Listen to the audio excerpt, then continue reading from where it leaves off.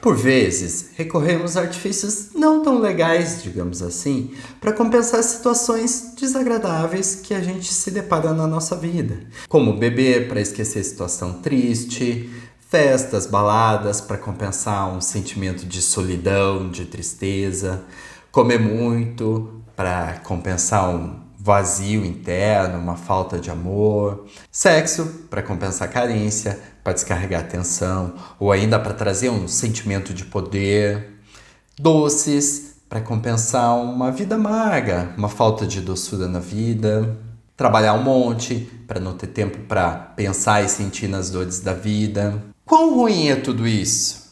Você mesmo pode responder essa pergunta. Como você se sente quando você faz isso? Logo que você faz isso, você se sente bem, se sente melhor? Ou ainda vem, por vezes, um sentimento de arrependimento ou de culpa? Essas compensações, elas trazem uma satisfação momentânea, um prazer, uma distração. Elas funcionam como uma fuga daquela situação que está desconfortável na nossa vida. Mas ela não traz uma resolução, ela não traz uma compensação real, é apenas uma distração. Com situações que saem do nosso controle, que vão por caminhos que nós não desejamos, é natural a gente se sentir mal. Áreas da vida que não vão bem, por exemplo, financeiro, profissional, amoroso, familiar, é comum a gente se sentir frustrado, insatisfeito, infeliz. Quando a gente precisa fazer alguma coisa contrariada, algo que a gente não gosta, que a gente não quer, a gente se sente realmente triste, desmotivado. Quando a gente procura agir dentro de um modelo ideal, do que é certo, ou o que todo mundo faz, ou dentro de um padrão para a gente se sentir pertencente ou aceito, é comum a gente se sentir triste e infeliz com isso. Como consequência dessas atitudes, a gente sente tensão, raiva, estresse, ansiedade, depressão. E para contornar esses sentimentos, a gente busca compensações que acabam trazendo um prazer momentâneo, mas que não resolvem. Elas apenas distraem. E o que a gente pode fazer então para mudar isso? A gente precisa encarar essas situações que estão nos incomodando e buscar resoluções, buscar mudanças. Mas o que eu faço? O que eu posso fazer? Como eu posso fazer? Essas respostas você vai encontrar dentro de você. Não vai encontrar fora. Sabe por que você não vai encontrar fora? Porque cada um vive um mundo particular, com as suas dificuldades, com as suas situações. O que serve para um não serve para outro. Então não existe uma resposta pronta. Você vai precisar olhar para como você está se sentindo com relação a tudo isso. E aí sim buscar a resposta para isso. Mas tem como esse processo ser mais rápido e verdadeiro. Para isso, a gente precisa olhar para a questão da alma e do ego. A nossa alma, então, ela é a nossa verdade. E ela vem buscar uma experiência, uma vivência na fisicalidade. Para isso, quem lhe auxilia é o nosso ego. Então, o nosso ego ele vai ajudar a manifestar aquilo que a nossa essência traz.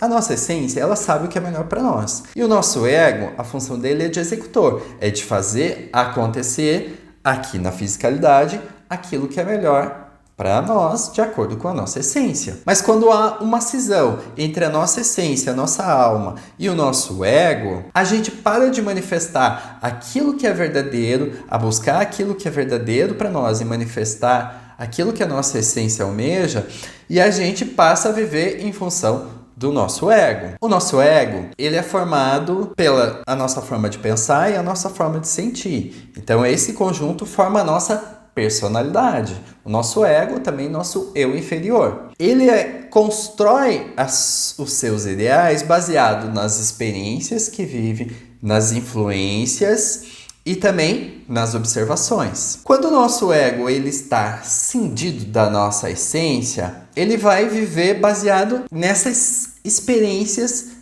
materiais. E por conta disso, o nosso ego, para ele se satisfazer, ele acaba buscando poder, controle, prazer e age de forma inconsequência.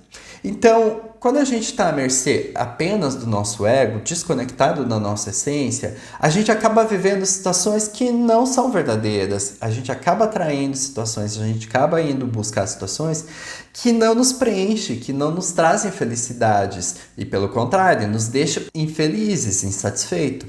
Para isso, como uma forma de contornar isso, a gente acaba buscando compensações. Qual é o caminho, então? O caminho é reconectar com a nossa essência, com quem nós somos de verdade, a nos livrarmos do que não é verdadeiro para nós, do que não nos faz bem, a resolver as nossas pendências.